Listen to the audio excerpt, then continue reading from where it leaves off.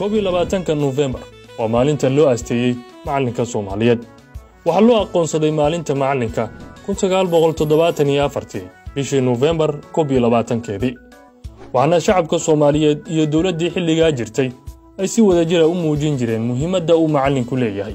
burburkii dalka kadib, macallimiinta Soomaaliyeed waxa ay ku soo shaqeeyeen duruufihii adkaa ee uu dalku soo maray, iyagoo u dhabar adeegay si ay u badbaadiyaan mustaqbalka ubadkeena Soomaaliyeed iyo sharafta dalka.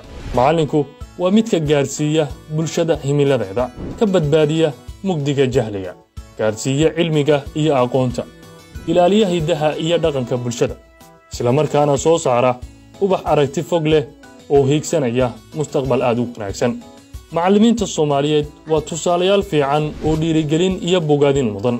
duruufihii kala duwanaa ee uu dalku soo maray ma aysan helin maamuus iyo maqaamkii ay lahaayeen.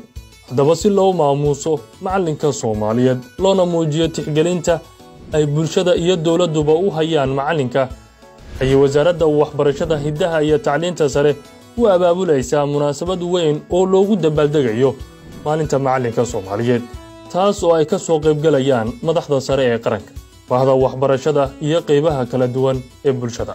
madashaas oo madaxda qaranku ay ku soo bandhigi doonaan qorshahooda ku aadan dhiirigelinta iyo horumarinta macallinka Soomaaliyeed.